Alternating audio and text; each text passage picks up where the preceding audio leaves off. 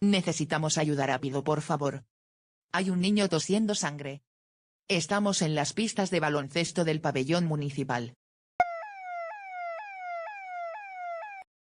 Señora, mantenga usted la calma, que el niño va a ser trasladado al hospital inmediatamente. No te preocupes, que te vas a poner bien. Necesito que me cuente lo que le ha pasado a su hijo. Pues lleva unos días sintiendo que le falta el aire y con dolores en el pecho. Además, esta mañana se ha levantado con fiebre, pero aún así ha querido ir a jugar. Y en el partido de repente, se ha puesto a toser sangre.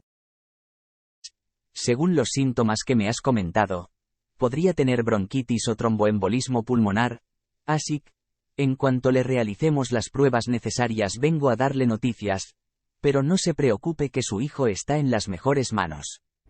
Hola a todos, yo soy la doctora Laura Izquierdo y hoy os vengo a mostrar paso a paso cómo realizar un buen diagnóstico. La tos con sangre y el dolor en el pecho del paciente nos indica que puede ser algo relacionado con los pulmones, así que primero de todo vamos a realizarle una resonancia de tórax. Una vez realizada la resonancia, hemos observado anormalidades en los pulmones. Creemos que esto se podría deber a un aumento de tamaño de las cavidades cardíacas derechas.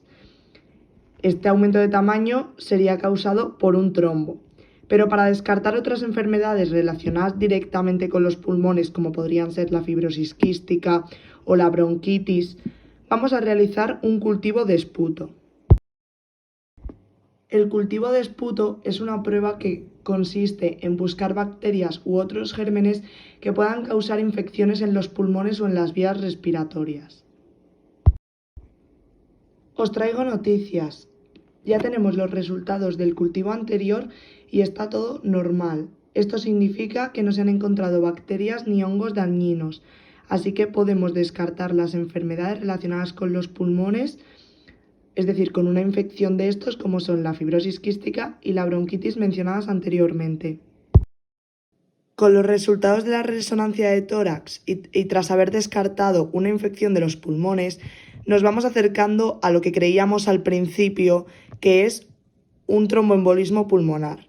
Pero para asegurarnos completamente y no realizar un diagnóstico erróneo, vamos a someter al paciente a las pruebas que verifiquen o rechacen directamente esta enfermedad. La angiotomografía computerizada es la prueba más recomendada para esta patología, ya que nos permite visualizar los vasos sanguíneos y así detectar si hay algún trombo en estos. Consiste en administrarle al paciente un contraste mediante un pequeño catéter colocado en la vena del brazo y realizarle una tomografía computerizada. Esta prueba nos proporciona, como hemos dicho antes, una imagen de los vasos sanguíneos. Y por fin lo tenemos. Tal y como creíamos al principio y os hemos comentado, lo que finalmente tiene el paciente es tromboembolismo pulmonar. Aunque creo que ya sabéis un poco de qué va esta enfermedad por las pruebas que hemos realizado al paciente, ahora os voy a contar mucho más sobre ella.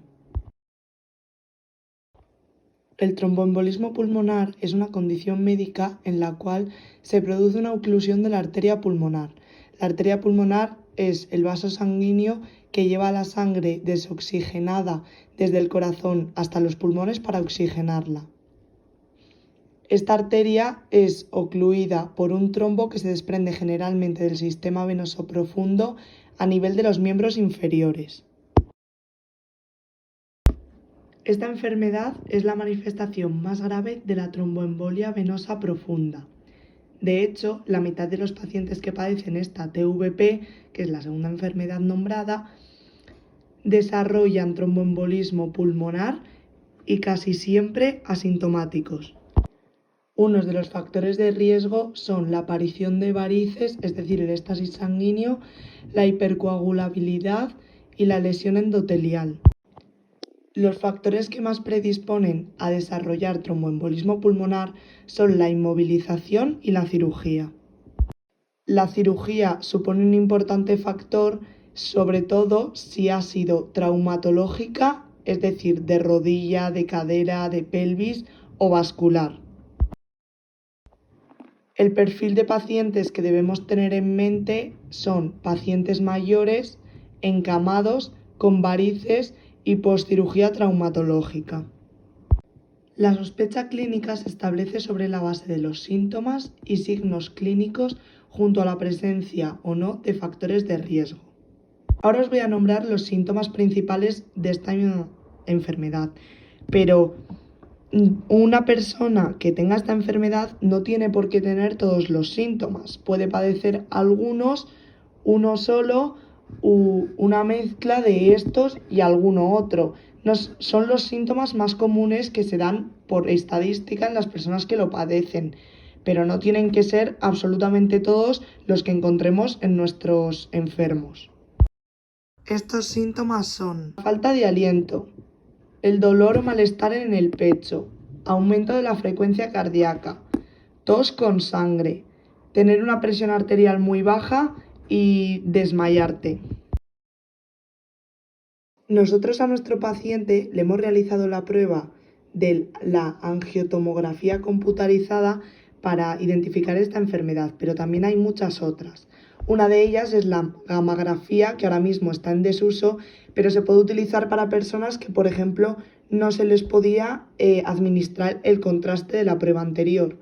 Después también se puede utilizar el ecocardiograma, en el que aparecen signos de sobrecarga en las cavidades cardíacas derechas y una dilatación del ventrículo derecho, como hemos comentado antes. Además, también se puede utilizar la arteriografía pulmonar, que este es considerado el método ideal, pero solo se puede realizar cuando no está claro con la angiografía. Y además también podríamos realizar una resonancia magnética nuclear. En esta enfermedad es imprescindible valorar rápidamente la gravedad a la vez que el riesgo hemorrágico para poder tomar decisiones terapéuticas. Un método de tratamiento es la anticoagulación, que la propia palabra lo dice, consiste en evitar los coágulos o eliminar los coágulos. Esto se puede realizar o con heparinas no fraccionadas o con heparinas de bajo peso molecular o con antivitamina K, como es por ejemplo el Sintrom. Si utilizamos este método, el tratamiento debe comenzar con una administración paralela de heparina y antivitamina K por vía intravenosa durante al menos 5 o 10 días. Una vez que se normalicen los parámetros, dejamos al paciente con Sintrom, es decir, con la antivitamina K, y retiramos la heparina por lo menos durante un periodo de 3 a 6 meses. Otro método de tratamiento es el uso de trombolíticos, cuya acción consiste en potenciar la fibrinólisis fisiológica, que es un proceso corporal que impide los coágulos sanguíneos, mediante la activación del plasminógeno. Esta sustancia aumenta la producción de plasmina y así se consiguen eliminar rápidamente los trombos recientes. Por otra parte, existen los pentasacáridos, que son inhibidores directos de la trombina y se administran por vía oral. Por último, otro método de tratamiento es colocar un filtro en las venas. Este filtro se coloca mediante un catéter en la vena principal del cuerpo, es decir, en la vena cava inferior, que va desde las piernas hasta el lado derecho del corazón. Este filtro ayuda a evitar que los coágulos lleguen a los pulmones. Este método suele realizarse en personas que no pueden tomar anticoagulantes o que estos no les funcionan. Para concluir, esta enfermedad, el tromboembolismo pulmonar, puede ser mortal, pero esto ocurre en aquellas personas a las que no se les llega a diagnosticar o no se les trata adecuadamente. Sin embargo, cuando la afección se diagnostica y se trata con inmediatez, esto casi nunca suele ocurrir. Así que ya sabéis, si queréis prevenir esta enfermedad, solo tenéis que hacer cosas tan sencillas como son beber mucho líquido, luego poneros de pie cuando llevéis mucho tiempo sentados o tumbados y sobre todo llevar un hábito de vida saludable.